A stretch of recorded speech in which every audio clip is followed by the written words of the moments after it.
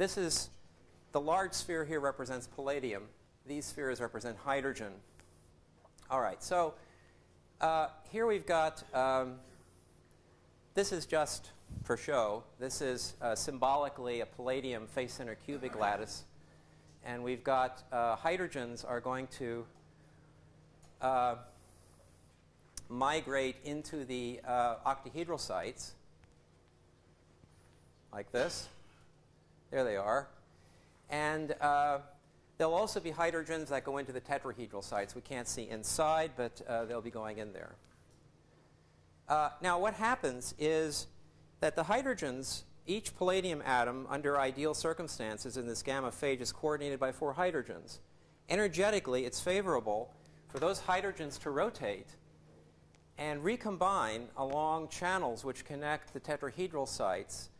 And what happens is you end up forming long-range hydrogen-hydrogen bonds, which then end up forming dihydrogen molecules, which diffuse rapidly through the system. And in fact, the diffusion rate for deuterium is much higher than that of hydrogen. And that's a very important fact to understand why you observe much less, if any, excess heat in the case of, is this thing still going, or is it frozen?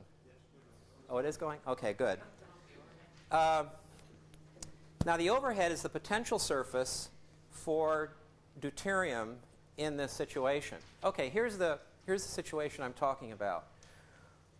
We start out with the hydrogens or deuteriums being tetrahedrally coordinated, and the potential surface we've calculated shows that the deuteriums rotate and then form like this, and then form dihydrogen or dideuterium bonds. And they're vibronically active because of the dynamic Jahn-Teller effect, which I won't go into details, but it's an effect well known. Here it's just shown on top of this potential surface. Now, every time this happens, 9.4 electron volts of energy per palladium atom is released. Well, now, if this only occurred once every second, we would certainly be able to agree with everyone who's been saying you can't possibly explain heating effects in terms of 10 electron volts roughly per atom. But in fact, this phenomenon can occur many times per second, according to our theory, based on the very rapid, and this is experimentally confirmed, the very rapid diffusion of dideuterium versus dihydrogen at high loadings. In fact, this is an inverse isotope shift, very much analogous to what was observed in the superconducting case. Let's see, how do we stop this, Gene? Like that? OK. And then which is the start again right here? Is right? OK, thank you. I'm going to show something a little bit later. All right, so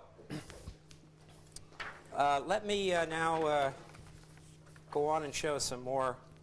What experiment, do we have any earlier evidence that this tetrahedral gamma phase has any significance in the history of this subject? Well, I just want to point to the book by Lewis, the famous book by Lewis, pointing out that various effects in this system at high loadings, including changes in in resistivity, might be associated, in fact, with partial migration of hydrogen from octahedral to tetrahedral interstices, which was advanced could be accountable for specific heat anomalies and changes in conductivity. So this idea of tetrahedral sites being more important than what people perhaps have thought before has actual historical precedence.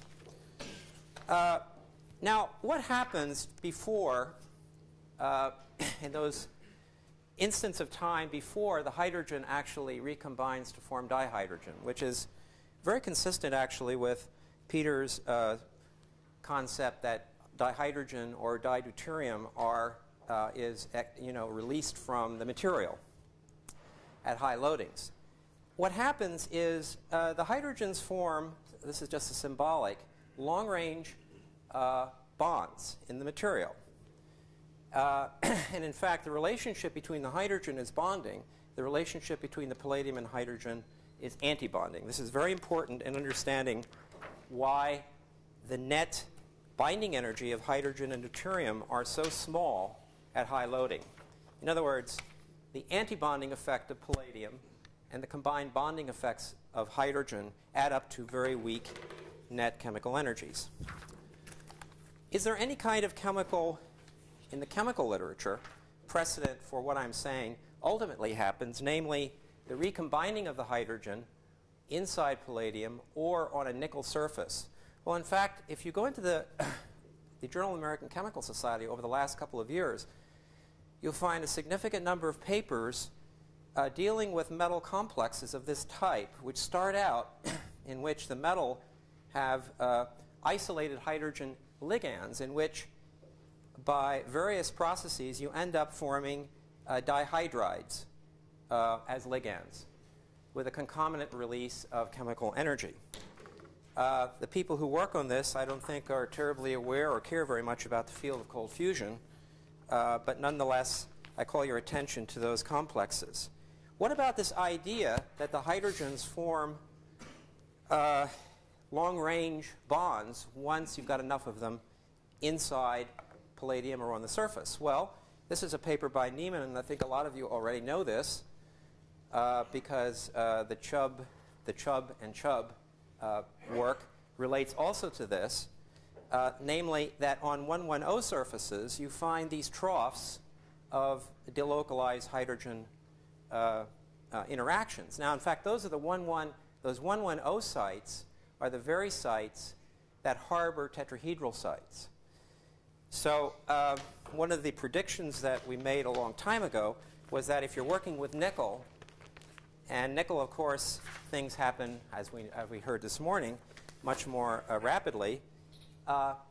You want to deal with, if you can prepare 1,1,0 surfaces, you want to work with those, because they're the ones that harbor the tetrahedral sites. Now, why are these tetrahedral sites so important? Well, I'll get to that. Let me just point out that in one of our early papers in '89, we were able to address the inverse isotope shift of the superconducting properties of this system. Why is that important? Well, because the superconducting properties, as I alluded to before, mirror many of the experimental properties that are associated with cold fusion. I already mentioned that superconductivity of palladium hydride only occurs above 0.85. Secondly, the inverse isotope shift is very important, and how do you explain that? Well, you explain that by recognizing that the vibrations, the phonons of hydrogen inside palladium and on nickel surfaces are highly anharmonic. As soon as you put anharmonicity into the theory, you can address these inverse isotope shift. Is there experimental evidence for this? Well, there are papers that go back all the way to the 70s addressing from tunneling experiments the importance of optical phonon modes, highly anharmonic phonon modes in this system.